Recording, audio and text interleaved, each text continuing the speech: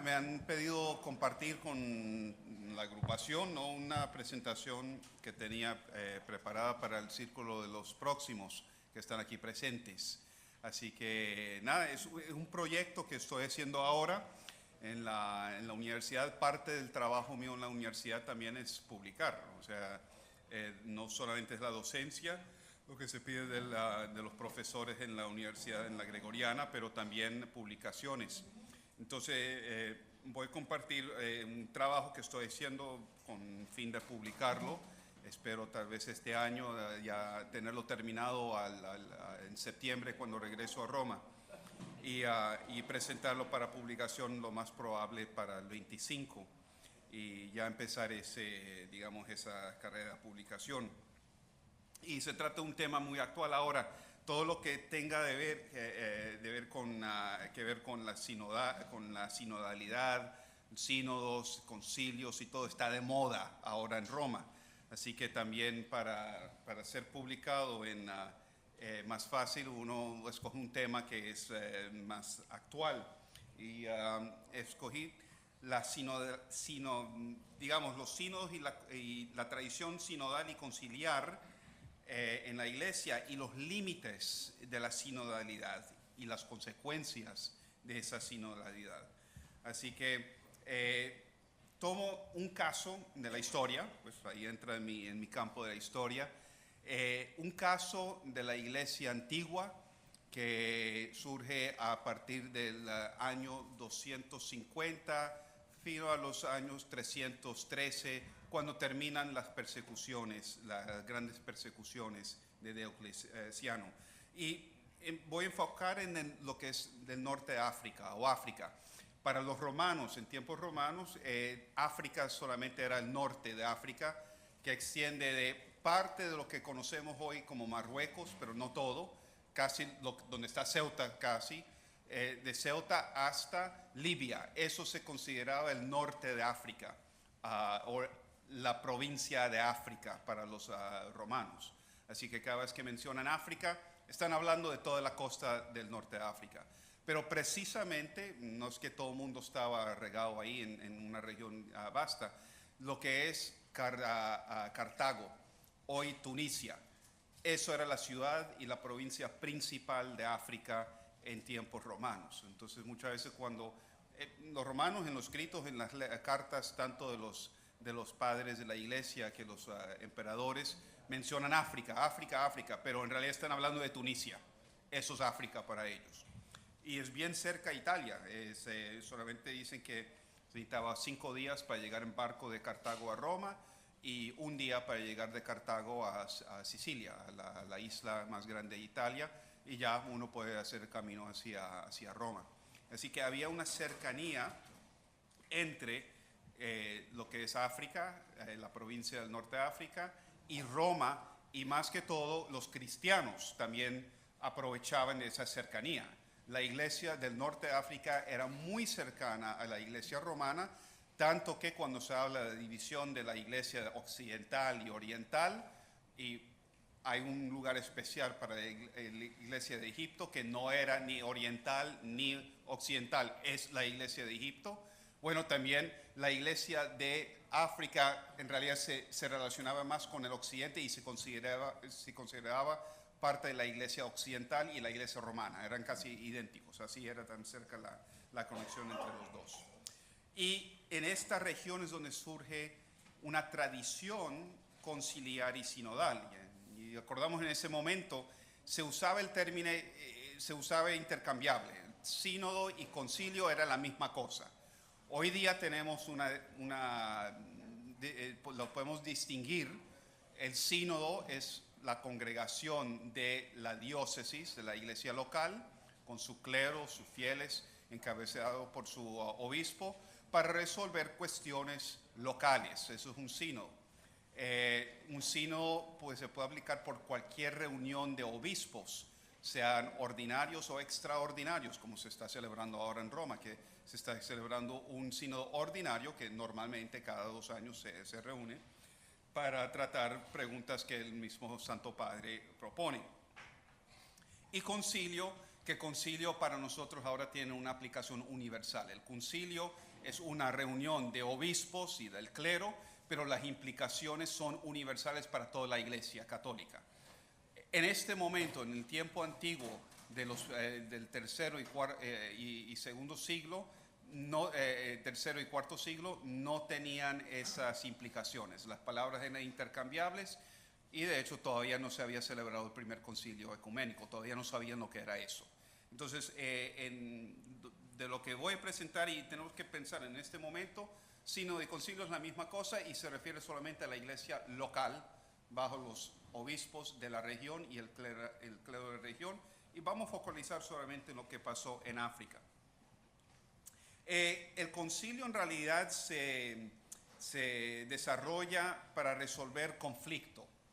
Los primeros ejemplos que tenemos de sínodos y concilios son para resolver un conflicto entre cristianos. Y no cualquier conflicto, porque si había una litigación entre un cristiano y otro, normalmente se iban a las cortes. Para eso existía, y el derecho romano era muy rico en eso, que la primera cosa que en cualquier colonia o extensión del Imperio Romano llegaba a la corte y la ley y el derecho romano. Ahí. Y una de las cosas, pues, o sea, que todavía da en nuestra tradición de jurisprudencia es esa habilidad, un método, un foro para resolver conflictos. Entonces, lo que surge es, en esta tradición que podemos llamar conciliar, es un foro que se va a volver, podemos decir, único a la iglesia para resolver conflictos internos que en realidad no existían en otra religión. Los más cercanos serían los judíos, que también tenían su tipo de sínodo entre ellos, pero en realidad eso cambiaba de lugar en lugar y jamás tenía implicación universal. Había un concilio de rabís o de jefes de la comunidad judía en el Imperio Romano para resolver cuestiones solamente religiosas, y entre ellos ellos se negociaban, pero nunca la decisión de una corte, digamos, rabínica en Roma tenía algo que ver con la corte en Jerusalén o en Toledo o en cualquier otro lugar de donde había una comunidad grande judía. Son limitadas, podemos decir, lo que podemos comparar entre la tradición judía y cristiana. La natura del conflicto entre nosotros, entre los cristianos, tendía hacia lo disciplinario, o sea, la observancia. Cómo se va a observar la religión, las implicaciones de la religión. Por ejemplo, la duración de la cuaresma, porque para nosotros cuaresma, 40 días. Bueno, ¿cuándo empiezas a contar los 40 días? Porque en una tradición terminan en el Jueves Santo, en otra tradición terminan en el Domingo de Ramos, en otra tradición terminan el Domingo de Resurrección. Bueno, ¿dónde empezamos? ¿Qué se cuenta? Otra tradición, los domingos no cuentan como cuaresma. En la tradición oriental sí cuentan como cuaresma. Entonces, es la observancia, que para tener una observancia más uniforme se tiene que tomar eso en un foro eclesiástico. Y las cuestiones doctrinales, que son las que conocemos más hoy día. Los concilios modernos casi se distinguen por la cuestión doctrinal. Aunque si vemos los concilios antiguos, empezando con Nicea, el primer concilio ecuménico, en realidad la mayoría de lo que se hablaba y se trataba era cuestiones disciplinarias, de observancia. Por ejemplo, ¿qué es la fecha de la Pascua?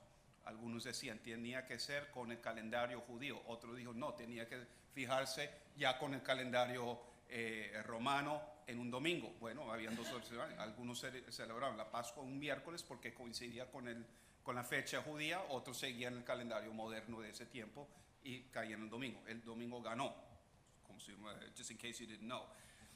Pero, entonces, digamos que se entiende entre esos dos campos, lo disciplinario y doctrinal. Y esto sí es común para hasta los primeros sínodos que tenemos en la historia de la iglesia. Como pueden ver si ven en los Hechos de los Apóstoles, se habla de San Pablo y San Pedro sobre la dieta, de la observancia, o sea, y la circuncisión. Cosas que son disciplinarias, en realidad no están hablando de doctrina en ningún momento ahí. También se trata en la iglesia antigua de cualquier conflicto entre un obispo y el clero, que existe, eso pasa. Tenemos tal vez una idea de una iglesia bien santa, bien unida, bien ortodoxa, católica. Somos hombres también y vamos a pelear entre nosotros. Entonces, ya desde el principio se necesita un foro para tratar entre la jerarquía. Y sí, habían varias cuestiones entre obispos y clero, cuestiones sobre jurisdicción, de lo que es justo, lo que no es justo, a qué le toca a qué responsabilidad, por qué me quitaron de este puesto y pusieron el otro. Ahí está el foro para esas cuestiones. Y también entre los mismos obispos. Un obispo a veces le pisaba los dedos al otro obispo. Y bueno, ahí está el lugar para resolver eso. En los sínodos antiguos de la iglesia antigua, se limitaba solamente a la región. No es hasta que llegamos al concilio ecuménico donde se pretende tener una aplicación universal. Antes de Nicea nunca se pensaba eso, sino solamente se trataba de cuestiones locales o regionales. Y el clero era consultado, en primer lugar los obispos. En ese tiempo era un poco difícil distinguir entre obispo y sacerdote porque también se usaba la misma nombre, la misma terminología para los dos. Pero sí sabemos que los principales eran los obispos, pero también había participación de presbíteros, de diáconos y de subdiáconos también en los sínodos. A veces era administrativo, uno funcionaba como secretario, otros hacían interventos, o sea, hacían discursos, pero los obispos eran los que tenían voto, podían tomar decisiones definitivas. Muchas veces esas decisiones se mandaban a Roma para confirmación. Aquí menciono Cipriano, que era el obispo de Cartago, uno de los grandes padres de la iglesia antigua. Y él fue conocido por ser un obispo bien fuerte, bien organizado, sobre todo en tiempo de persecución. El epistolario de él es numeroso, lo tenemos acá en la biblioteca. Se puede encontrar en la BAC, la colección de autores, la biblioteca de autores cristianos que tenemos ahí, están todas las epístolas de San Cipriano. Y Cipriano nos da una buena vista en lo que era la iglesia en África en ese tiempo, porque fue el obispo de Cartago en los años 250, justamente cuando se lanzó una de las persecuciones de Decio, se lanzó ahí y él la sobrevivió, fue el obispo durante ese tiempo.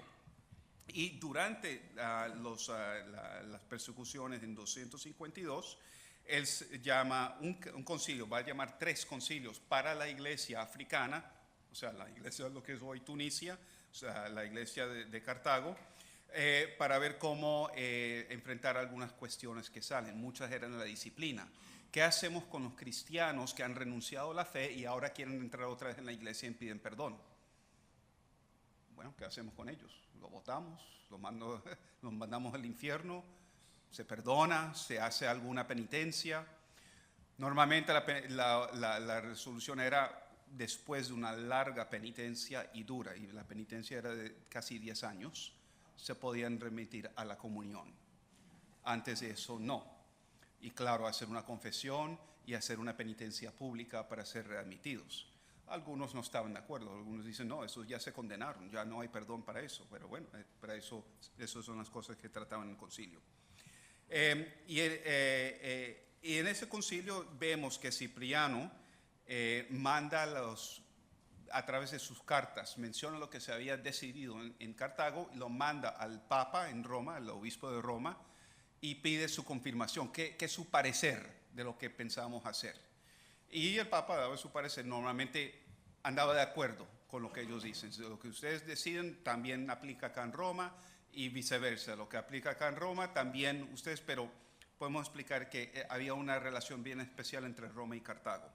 También vemos que algunas iglesias en lo que es España hoy mandan también de sus sínodos locales, se lo mandan a Cipriano a ver su parecer, qué le parece de lo que han decidido. Entonces, sí, el sínodo es un modo de comunicarse entre las iglesias antiguas.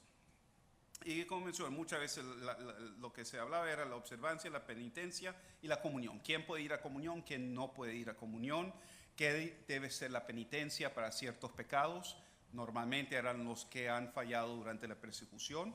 Y la observancia, o sea, algunos querían 50 días de cuaresma, otros querían 40, otros querían 60. Bueno, ¿cómo se reconcilia todo eso?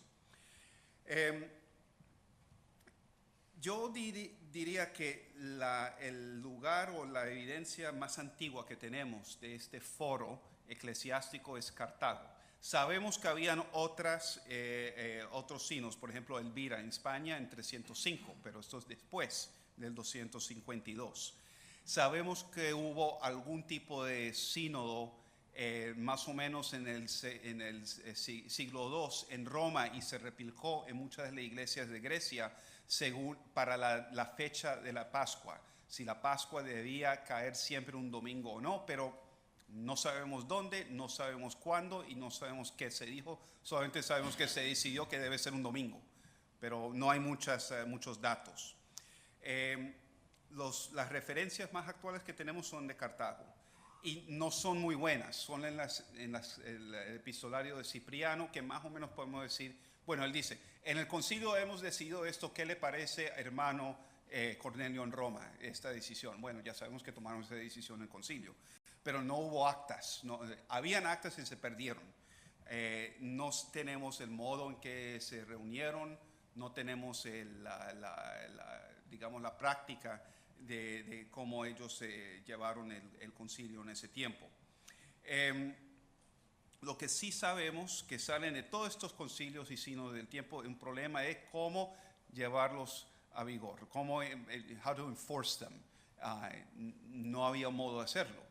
O sea, el gobierno no te debía ayudar porque no era cristiano. Los cristianos del obispo no tenían ejército. Entonces se veía que había un problema. There was a problem of enforcement because there was no way of doing it. It was kind of on your word.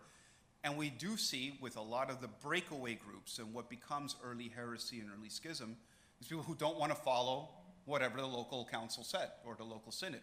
And so they go on their own. Some things don't change. That still happens today in modern days. Solo para ver dónde estamos, este es el norte de África, Tunisia, hoy día es eso, más o menos esto, está Sicilia, y Cartago está acá donde queda hoy Tunis. La misma ciudad de Tunis es Cartago hoy. No queda nada de Cartago antiguo, solamente una ruina del teatro y nada más. Se perdió toda la ciudad. Pero como pueden ver, todos estos lugares, se puede ver donde había iglesias. Este es un mapa de todas las iglesias donde se mencionan donde hay comunidades cristianas con obispos. Estaba regada por toda la región. O sea, había una población cristiana bien grande en el norte de África.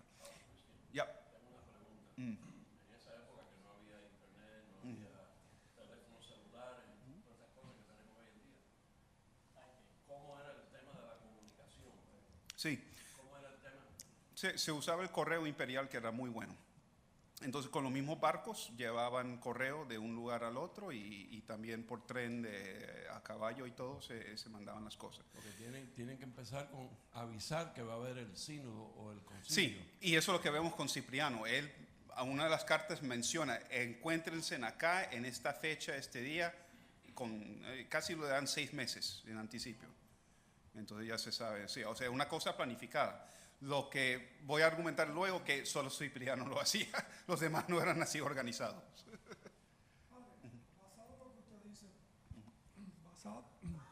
Basado en lo que usted dice, podríamos decir que esos primeros sínodos Ujú. dieron forma a la tradición que hoy tenemos? Bueno, sí. Yo voy a decir que los sínodos que se celebran sobre todo en Cartago es la base de nuestra tradición. Así que nuestra tradición conciliar es africana. Bueno, ahí va el escrito, el artículo que estoy escribiendo, a ver si eso se publica. Y quiero tomar, para explicar esa teoría, quiero tomar el caso de los donatistas. Los donatistas eran un grupo cismático en la iglesia antigua que surge más o menos en el año 313, el problema de los donatistas. Y el fondo del problema es un desacuerdo en cómo tratar lo que llaman los traditores en latín. En las persecuciones habían dos modos de fallar: tradición o ser traditor, el que entregaba los escritos, o sea, la Biblia, los escritos sagrados a las autoridades para que las queman. Generalmente eso es como empezaban las persecuciones. Los romanos iban a las iglesias, deme todos sus escritos y los queman. Y bueno, ya cumplieron con eso, ya esa era la primera fase de la persecución. O entregaban los vasos sagrados, los cálices y todo, los fundían, o los romanos se los robaban y hacían lo que querían con eso. A eso lo declaraban traidores. Eso es lo que se llamaba un traidor en ese tiempo, un traditor en latín. Y los lapsos, los que negaban la fe. Entonces, lo mismo, para los eclesiásticos, generalmente las persecuciones iban y les querían quitar los bienes de la iglesia. Deme sus libros, deme sus cálices. Y bueno, ahí estaba. Ellos no encarcelaban o no hacían mal al clero. Si no entregaba eso, ahí sí lo encarcelaban por no entregar o no cooperar. Pero a los laicos les trataban otra cosa. Tienen que jurar, hacer un juramento o hacer un acto de reverencia a los dioses. Y ya con eso, bueno, cumplieron ya. Eso eran los lapsos. No, el problema con los donatistas eran los traditores. ¿Qué hacer con este clero, sobre todo, que colaboró con las persecuciones? O sea, que obedecieron y entregaron algunos escritos sagrados para salvarse la vida. Y entre ellos había muchos obispos. Y la razón de que ellos usaban nos puede sonar también justificado. Dice, bueno, para salvar esta iglesia, bueno, yo busco otra Biblia después. Hacemos otra copia después. Lléveselos, quémelos y yo arreglo. Otros eran un poco más, como dicen en italiano, furbo, o eran, ¿cómo se puede decir? Shrewd. Eran, sí, sabios, eran más vivos. Y les entregaban cualquier pedazo de papel. Los romanos no iban a leer lo que les daban y ellos lo emitían. Era para cumplir. Y digo, mira, mañana te entrego los escritos y saca de la basura, vea, este papel de los romanos y para que los quemen. Y lo hacían y el magistrado dijo, mira, cumplió, entregó sus escritos y ya. Bueno, en un lado dicen, pero ustedes todavía están colaborando y cómo sabemos que eso no había ninguna palabra sagrada en esos papeles. Bueno, you start to get picky with the thing. Entonces, el problema en el norte de África, donde las persecuciones se desarrollaron con un vigor particular, era que casi todo el clero se involucró en esto. Casi todo el clero, with different degrees of complicity, had actually complied with the persecutions. Some gave the actual sacred scriptures to burn. Some gave the chalices. Some gave fake chalices, because again, the Romans, they couldn't tell what was a chalice and what was not. Some gave fake writings, but nobody knows. At the end of the day, they say, I saw the priest give the writings and he burned it. And where are they now? I have them hidden. Yeah, right. And so there was a lot of complicity and name and finger pointing going on in North Africa. También la pregunta es quién es un mártir, porque había algunos que defendían las Sagradas Escrituras y todo hasta la muerte. Se dejaban encarcelar, no las iban a entregar, los torturaban y tampoco cumplían, entonces los mataban. Y bueno, en algunas de las iglesias que estaban ahí, esos son los mártires de esa iglesia. Pero en otras iglesias decían, no, esos son antagonistas, están provocando los romanos sin necesidad. Y no los querían reconocer como mártires, que es una defensa legítima de objetos consagrados. En Cartago, el obispo en el momento decía, no vale la pena perderse la vida por un pedazo de papel o un pedazo de metal. En otra iglesia cercana decían, no, esto es sagrado y sí vale la pena perder la vida. Bueno, ahora we got two different ways of looking at it. We're going to have to figure this out. Entonces surge el obispo Mensurius de Cartago, que para apaciguar mucho a los romanos, y él parece que era muy cercano, era amigo.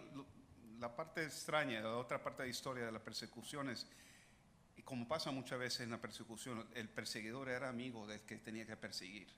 Todo el mundo sabía quién era el obispo de Cartago. El obispo de Cartago tenía buenas relaciones con las autoridades. Entonces, cuando le llegan la orden, y se puede ver en algunos escritos de ese tiempo, el magistrado llega, toca la puerta del obispo y dice, mira, monseñor, me pena mucho, pero tengo que hacer esto. ¿Cómo vamos a hacer? ¿Cómo vamos a cumplir la orden del emperador? Venga mañana y yo tengo algo para que queme. Ah, muy bien, hagamos así. Entonces, así es como se trataban muchos. Y este Mensurio parece que era ese tipo de cercanía a la autoridad. Pedía que no provoquen las autoridades, no pierden la vida sobre esto. Él, en italiano dice, ce lo penso io, o sea, él se encarga de eso, que nadie se mete en esto. Él responderá a las autoridades. Y pues hizo su arreglo con ellos. Otro obispo al cercano, Secundus, defendió a los confesores de su iglesia. Algunos laicos y otros sacerdotes que defendieron la iglesia no dejaron que entraran las autoridades, no colaboraban con las autoridades. Algunos empezaron a pelear y perdieron la vida haciéndolo. Entonces, para él, estos son nuestros mártires. Y uno de los mártires, un grupo de mártires que celebramos, los 49 mártires de Avitene, no sé si han oído de estos, porque tiene una proclamación famosa: Sine Dominicus non possumus, sin el domingo no podemos, o sea, sin la misa no podemos ser cristianos. Los habían arrestado porque guardaron y escondieron las Sagradas Escrituras y el altar y todo, las cosas para la misa, y los mataron todos, porque no los le entregaron. Los celebramos todavía como mártires, pero el obispo de Cartago no quería reconocerlos también. Digo, esos son exagerados, están buscando el martirio provocado. El hecho es que cuando Mensurio ya termina su tiempo de obispo, creo que ya se había muerto, en ese tiempo se esperaba hasta la muerte para nombrar nuevo obispo, y tenía sus diáconos cecilianos, y ellos eran sospechosos de haber sido traditores de un modo u otro. Y tampoco querían reconocer los mártires de las otras iglesias que defendieron los bienes de la iglesia. Eventualmente el diácono ceciliano se vuelve el obispo cecilianus. Y el mismo obispo Secundus, que todavía está vivo, dijo, no, este sí no lo voy a reconocer porque yo sé que es un traditor, no es digno de ser obispo y yo no lo voy a obedecer. Llama a otros obispos que parece que son numerosos, que no están de acuerdo con la elección de Ceciliano, y eligen otro obispo para Cartago, Maiorinus. Entonces ahí tenemos una facción que parece que sí fueron complícitos en la persecución, nominaron a uno de ellos para obispo y el otros que dijeron que no fueron complícitos en la persecución y nombran su propio obispo. El problema es que no podemos tener dos obispos en un lugar. Entonces, aquí, ¿quién es el obispo? Bueno, solamente sería un problema interno en este momento, que vemos que hasta ahora no se ha podido resolver la cosa, porque ambas partes no se quieren reunir a resolver la cuestión. La cuestión se pone más grave cuando el emperador cristiano, finalmente Constantino, llega y terminan las persecuciones. Es poco tiempo que estamos hablando, entre 50 años en realidad, que llega Constantino y para reconocer la iglesia, hacer ese acercamiento, le da una ascensión general de los impuestos al clero y quiere mandarle un dinero a los obispos de ciertas sedes. Entonces manda un dinero, unas bolsas de argento, de plata, destinado al obispo de Cartago. Entonces llega el magistrado que se llama Anulinus Y dice, bueno, ¿y cuál es el obispo de Cartago? Es un pagano. Hasta 3 años, hace 3 años está persiguiendo a los cristianos. El obispo es Ceciliano. Y llega el otro, no, el obispo es Mayorino. Digo, mira, yo no soy cristiano, yo no sé lo que es un obispo. Entre ustedes dime cómo serlo. Y ambos lados protestaban. Ambos lados mandaron cartas denunciando al otro. El otro es un obispo falso. No, el otro es el obispo falso. A mí tiene que llegar el dinero. Entonces Anulino escribe al emperador, decir, mira, yo no puedo entrar en esto, no soy cristiano, no soy un obispo, no soy una diócesis, se lo remando a ti. Y estaba siguiendo el protocolo, porque los magistrados no podían regir en cuestiones religiosas ni con los paganos. Eso iba al sumo sacerdote, y el sumo sacerdote en ese tiempo era el emperador. Entonces se lo remanda a Constantino. Digo, mira, decide tú, yo no sé quién es un obispo acá. Mayorino era un poco más listo y manda una apelación directo al emperador, como tenía derecho siendo él un ciudadano romano. Y le pide que decide contra Ceciliano para las razones que son numerosas, que fue complícite en las persecuciones, etc. Constantino también se absuelva de esto. Digo, mira, yo todavía no lo habían bautizado. Yo no me voy a meter en esto tampoco. Y se lo pasa al Papa, al obispo de Roma en ese tiempo, que se llama Miliciades. Miliciades, tú resuelve esto entre tus obispos. Se lo confía a él. Miliciades llama lo que es el primer concilio de Roma, o el sínodo de Roma, si uno lo busca en el internet, en 313. Y en ese sínodo se fue a tratar quién era el legítimo obispo de Cartago.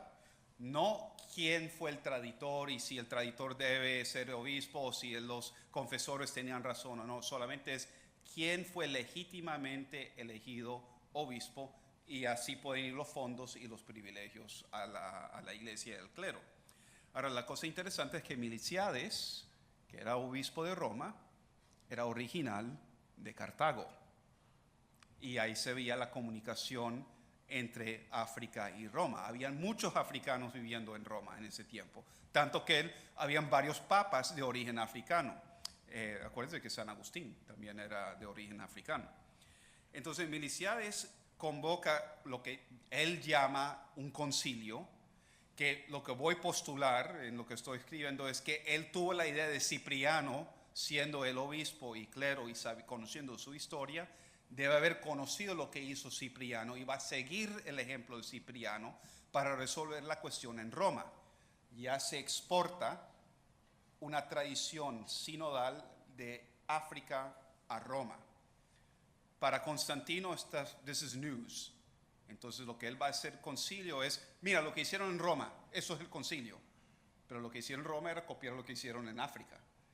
Por eso digo que la tradición nuestra conciliar en realidad tiene raíz en África. No fue un invento en Grecia o del emperador ni del Papa. Eso se puede encontrar en la historia de la Iglesia, el libro 10, capítulo 5, versículo 18 de Eusebio. Estos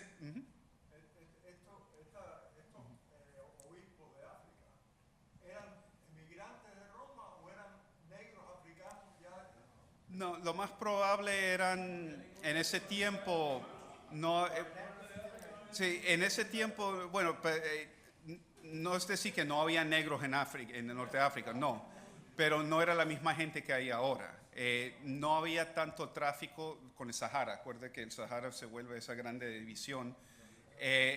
Pero sí sabemos que hay un tráfico, porque en Egipto sí hay mulatos, podemos decir que ya puede ser un pueblo más amulatado que puramente blanco, puramente africano.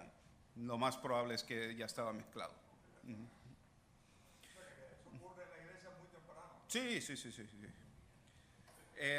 Entonces, en 313 tenemos ese concilio de Roma y los donatistas, o sea, el concilio dice, Ceciliano fue legítimamente elegido, ese es el verdadero obispo y quedamos en paz. Bueno, los donatistas y Mayorino no aceptaron eso.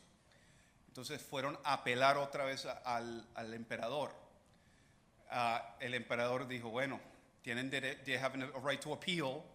Entonces they hear the appeal. Where? Arles. El emperador dijo, let's go to a neutral place. Arles is in France, southern France. 3 days and ship from Rome to Arles. I checked that out because I want to do that trip. I got to do some research for this. You know? Entonces van a Arles, que ya era una sede antigua. Se conocían los obispos de Galia con los de Roma, y se hace, they basically have a retrial in Arles. No tenemos muchos detalles, pero cuando mandan la carta de Arles a Roma diciendo hemos oído lo que nos ha presentado y estamos de acuerdo con lo que diga Roma. Bueno, no sabemos si en realidad escucharon el caso o no. Solamente le dijeron, no, lo que Roma diga, y lo tiraron otra vez para atrás. Entonces ya tenemos la base también de una primacía de romana, que lo que diga Roma es lo que rige en el occidente. Arles repite la decisión de Roma, y claro, los donatistas tampoco están de acuerdo con eso, y se van otra vez a África y se quedan con sus iglesias, no las entregan y no obedecen las cartas del emperador ni los obispos que están ahí. Ellos se quedan ahí hasta el año 439, cuando vienen los vándalos, y ellos sí no le importan quién es católico o quién es donatista, lo que sea, mataron todos. Entonces ahí se acabó el problema de los donatistas. Pero lo que nos da es algunos puntos que las limitaciones, quiero decir, del sistema conciliar o sinodal antiguo. Como ahora se está hablando mucho de esta sinodalidad, que es la tradición de la iglesia, que es una resolución de todo, pues quiero recordar con la historia que a veces no resuelve, se tiene que buscar otras maneras. Primero, vemos que hay un problema de la iglesia africana que no se puede resolver localmente. Se trató y no se pudo, y hubo un desprecio, sea de los donatistas, que la parte católica, podemos decir, del proceso local, que preferían el proceso legal o seglar, pidiéndole al emperador que decide, o el magistrado que decide. Se trata de un desacuerdo entre obispos, cleros y también fieles.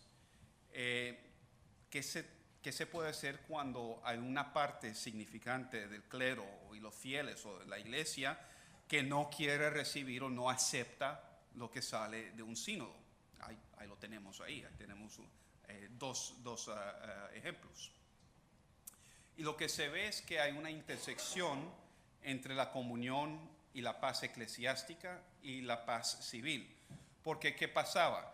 La parte de los donatistas entraban en las iglesias y les cerraban al clero que no era de parte de ellos, les prohibían de entrar, no les querían reconocer las órdenes, y a veces llegaban y los pegaban. Entonces, sabemos de las cartas de San Agustín, que todavía en su tiempo hacían eso. Si un clero católico se arrimaba a la iglesia de los donatistas, le iban a sacar patadas y les daban toletazos para que se hiera, porque decían que era impuro. Bueno, hay una desorden civil que pasa al mismo tiempo, que se tiene que resolver. Pero lo que era aceptado en ese momento, lo que es el sínodo, o sea, de tradición africana, que hay una forma que llega a Roma, que luego lo pasan a Arles, y que luego se forma la base del primer concilio ecuménico, vemos que no es perfecto, porque algunos foros son insuficientes para poder llegar a una decisión que se puede enforzar. Y eso es lo que vemos con el caso de los donatistas. Se fueron con los suyos, los que los pararon fueron los vándalos, pero no fue por razones de la fe. El emperador y tanto el obispo de Cartago dijo, bueno, dejen que los donatistas se den con su iglesia, el emperador nos va a construir una iglesia nueva, y lo hizo.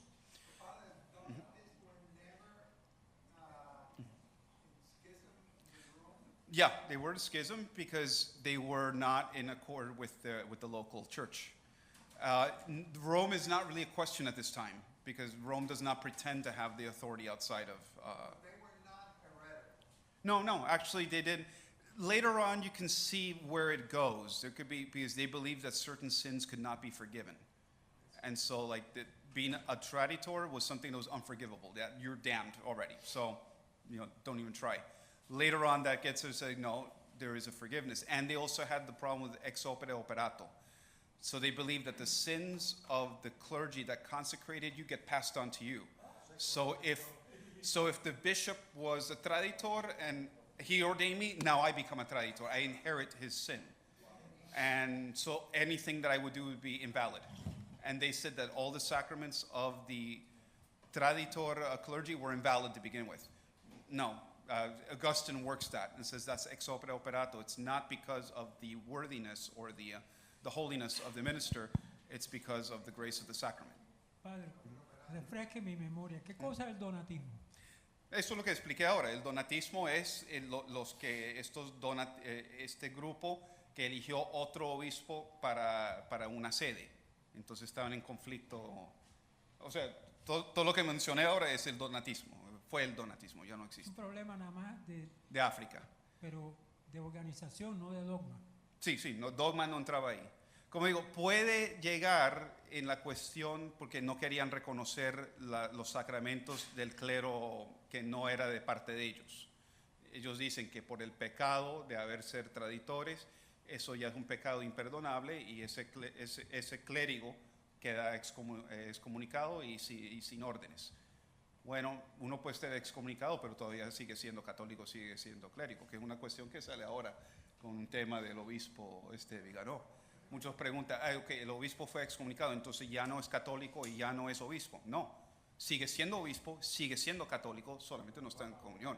Es una pena canónica, no es un estado mortal. Pero sí,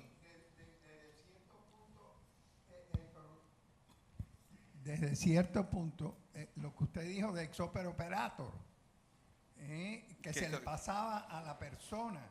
Sí, ellos empezaron. Hasta cierto punto puede considerarse una herejía. Sí, y luego se vuelve una herejía. La herejía en realidad no se desarrolla hasta el medioevo, pero tiene sus raíces ahí, en ese pensamiento de ellos. Porque ahí está lo de ex opere operator y ex opere operantis. Sí. Ahí es donde la cuestión se abre con eso. Porque hay otros grupos que empiezan a copiarlos. Los novacianos son otros que dicen, sí, el clero, si no eres de nuestra disciplina, tus órdenes son inválidas. No. Aparte, padre, que es una herejía pensar de que no se puede perdonar. Ajá. Sí, muchas veces digo que estos conflictos dan la oportunidad para tener una discusión y avanzar la doctrina, porque eso es lo que pasó después con Agustino, con el ex opere operato. Ahí se avanzó la doctrina. Padre, entonces el término donatismo por alguna razón está relacionado quizás a algún obispo que se llamaba Donato. Eso es lo porque el último obispo el Mayorino murió cuando fueron a Arles, entonces habían nominado otro que se llamaba Donatus. Puede ser el nombre que le llegaron a ellos fueron Donatus. Ellos no se llamaban donatistas, ellos se llamaban católicos en ese tiempo. Nosotros lo llamamos donatistas hoy. Y en el tiempo de Agustino también había un obispo Donatus que era el jefe de esa facción. Y él fue el que dio el nombre donatista a ellos, pero un siglo después que empezaron. Yo voy a hacer un comentario que lo voy a llevar al presente, pero obviamente buscando las raíces. Tengo entendido que en los sismos de la Iglesia Católica, la gran mayoría de las veces fue la extrema derecha, los ultraconservadores, básicamente los que lo iniciaron y terminaron separándose. ¿Es correcto ese entendimiento que tengo yo? Es como ¿O es definimos algo derecha. que usted no podría comentar Porque ahora? ambos lados decían que eran la derecha.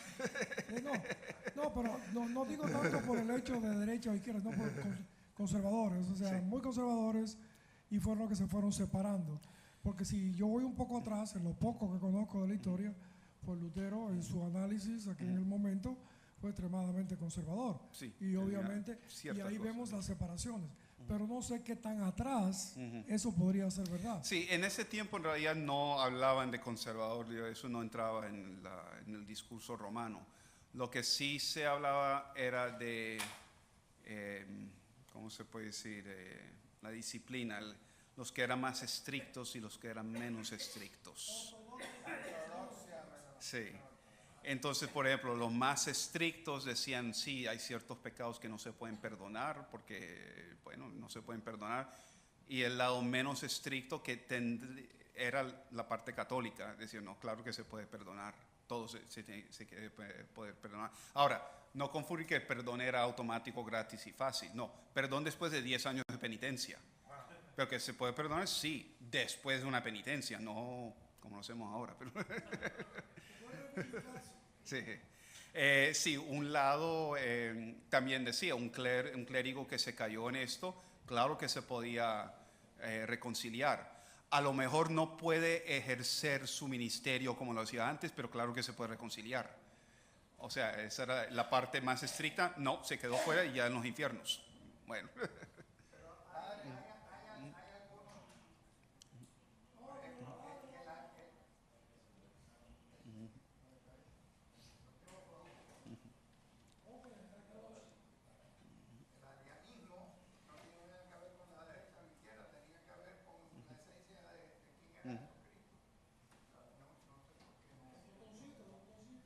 El botoncito.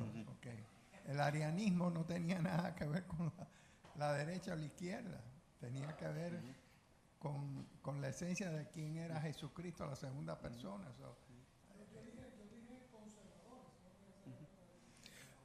La cuestión del arianismo es interesante, que eso sería tal vez otro tema a desarrollar un día, porque se ve, y yo lo explicaba mucho a los estudiantes en términos de, sí fue político, llegó un momento cuando fue una posición política. Si uno está con el emperador, entonces es ariano. Si uno está contra el emperador, entonces es anti-ariano niceno. Y luego se reversa, porque cuando Teodosio abraza al niceno, ahora ser con el emperador es ser niceno y ser contra el emperador es ariano. Entonces vuelve un tema político después de un tiempo.